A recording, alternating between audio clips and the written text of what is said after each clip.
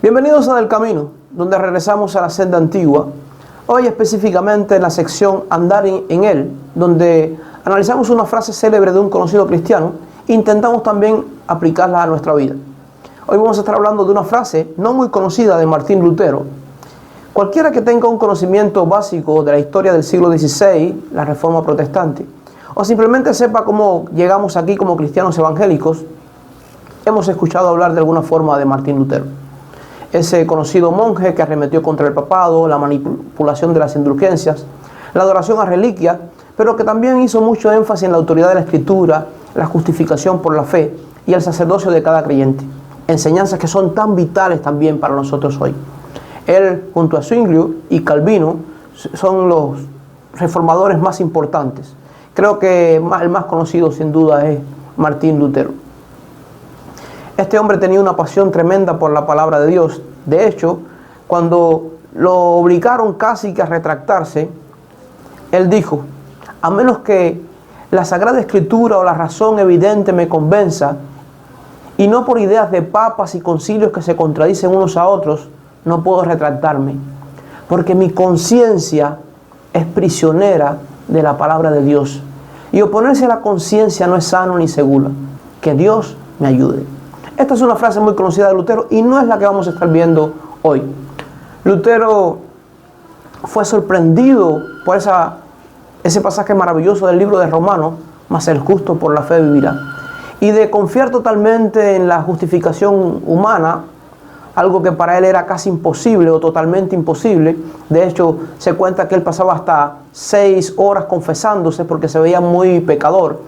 Y se golpeaba mucho, también hacía grandes penitencias autoimpuestas para tratar de agradar a Dios. Él sabía que era imposible. Pero él fue conmovido y sorprendido por este pasaje: el justo por la fe vivirá. Pero esta frase que vamos a hablar hoy, una frase muy pequeña, no es tan trascendental para nosotros quizás, pero Lutero la dijo en su lecho de muerte.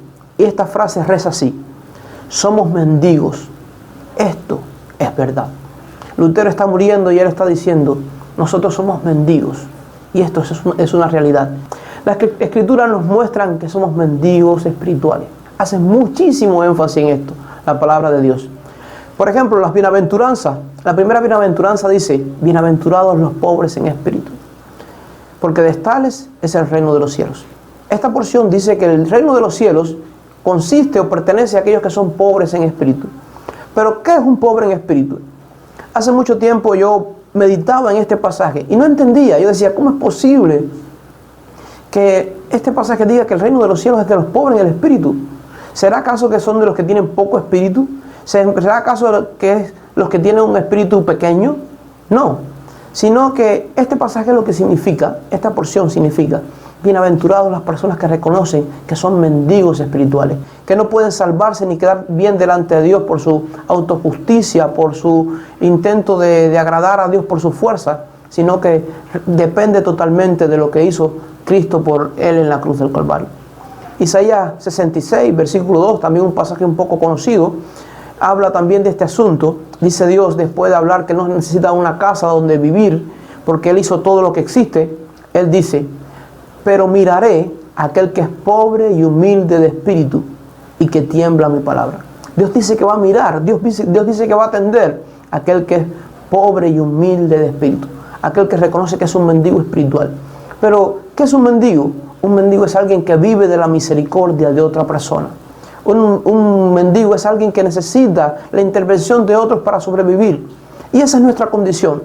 La Biblia habla que nosotros somos mendigos espirituales. Habla que nosotros necesitamos la intervención de Cristo para ser salvos y para tener todos los regalos preciosos que tenemos en Él. Isaías 57:15 también habla de este asunto y dice: porque así ha dicho el alto y sublime, el que habita en la eternidad y cuyo nombre es santo. Yo habito en la altura y la santidad, y con el quebrantado y el humilde de espíritu, para hacer vivir el espíritu de los humildes y para vivificar el corazón de los quebrantados. Dios dice que Él está con los quebrantados y que está con los humildes de espíritu. Está con aquellos que reconocen que necesitan de Él. La Escritura dice que Dios atiende al humilde, pero al altivo, al orgulloso, lo mira de lejos. Así que, como Lutero en su lecho de muerte, debemos afirmar, somos mendigos, eso es verdad. Pero más que tristeza por nuestra debilidad, esto debe ser un motivo de alegría, pues aunque para nosotros mismos y por nosotros mismos somos hallados totalmente faltos para justificarnos, para agradar a Dios, para salvarnos, el Señor es fiel en socorrer a los mendigos espirituales que reconocen su incapacidad para salvarse y en cada área de nuestra vida. Pero a la vez, estos mendigos reconocen que Dios es suficiente para dar vida a esos huecos secos que, como en Ezequiel, somos también nosotros, y moldearnos como vasijas para ser para su honra. El mismo apóstol reconoció su debilidad cuando él habla acerca del aguijón en la carne, y él dice, 3 veces le he pedido al Señor que lo quite de mí, y el Señor me ha dicho, bástate mi gracia, porque mi poder se perfecciona en tu debilidad. Y el apóstol dice, entonces de buena gana me gloriaré más bien en mi debilidad, para que repose sobre mí el poder de Dios, porque cuando soy débil, entonces es que soy fuerte. Esa es nuestra realidad, hermano. Cuando somos débiles es que somos fuertes. Pero no solamente en la vida cotidiana, sino también en cuanto a la salvación. Cuando reconocemos que no podemos salvarnos por nosotros mismos, que no hay nada bueno en nosotros, entonces el Señor viene a ser nuestro verdadero tesoro, viene a ser lo verdaderamente importante, viene a ser lo verdaderamente apreciado, porque Él es el que beneficia al mendigo, y los mendigos somos nosotros. Esto es la verdad. La misma idea, como decíamos, es abordado por el apóstol Pablo en 2 Corintios capítulo 4, versículos 6 al 7. Y el apóstol Pablo contrasta la creación de Dios con la recreación, con el hecho que Dios nos ha creado nuevamente en nuestro ser. En el versículo 6 dice, porque Dios que mandó que de las tinieblas resplandeciera la luz, es el que resplandeció en nuestros corazones para la iluminación del conocimiento de la gloria de Dios en la faz de Jesucristo.